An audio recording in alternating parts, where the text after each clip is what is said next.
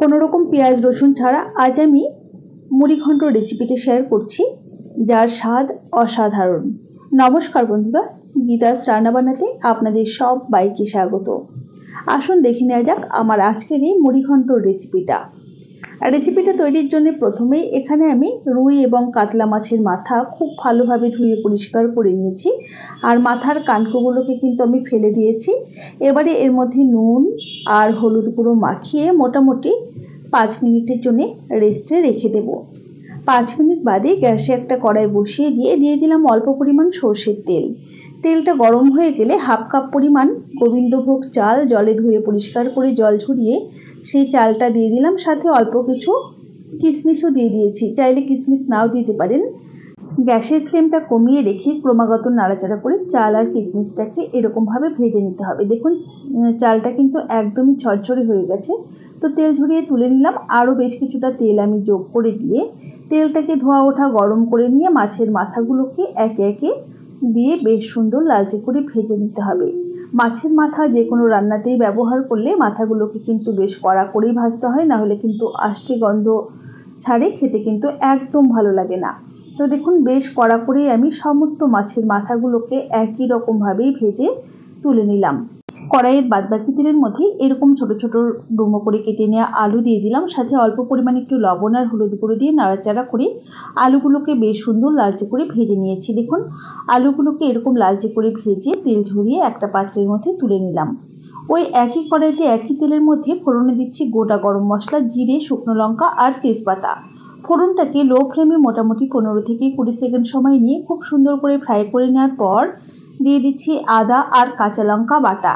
এখানে আমি ঝালের জন্য কাঁচা লঙ্কা বাটার ব্যবহার করেছি, আপনারা চাইলে কিন্তু ঝালের জন্য লাল লঙ্কার গুঁড়ো অথবা শুকনো লঙ্কা বাটাও ব্যবহার করতে পারেন। তো আদা কাঁচা লঙ্কা বাটাটাকে 1 থেকে 1.5 মিনিট সময় নিয়ে ভাজা করে নিয়েছি। এবারে অল্প পরিমাণে একটু জল যোগ করে এর মধ্যে কিছু গুঁড়ো মশলার ব্যবহার করব। তো প্রথমেই আমি দিয়ে দিচ্ছি সুন্দর রঙের জন্য 1 টিস্পুন কাশ্মীরি লঙ্কার গুঁড়ো, 1 টিস্পুন জিরে গুঁড়ো, 1 টিস্পুন পরিমাণ ধনে গুঁড়ো, স্বাদ মতো লবণ, আর 2টো ছোট সাইজের টমেটো কুচি, বড় হলে একটা দিলেও চলবে, আর পরিমাণ মতো হলুদ গুঁড়ো দিয়ে নাড়াচাড়া করে মশলাটাকে খুব সুন্দর করে কষিয়ে নিতে হবে।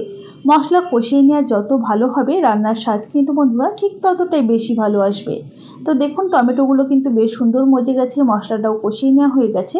এই সময়তে ভেজে রাখা চাল আর কিশমিশটা দিয়ে দিলাম, খুব ভালোভাবে নাড়াচাড়া করে মিশিয়ে আরও মিনিট 2-3 সময় ধরে কষিয়ে নিয়েছি। এখন এর মধ্যে আগে থেকে ভেজে রাখা আলুগুলোকে অ্যাড করে দিতে হবে, সাথে পাত্রটা ধুয়ে অল্প পরিমাণে একটু জল দিয়ে দিলাম। এতে মশলাটা কিন্তু কড়াইতে আটকে যাবে না বা লেগে যাবে না।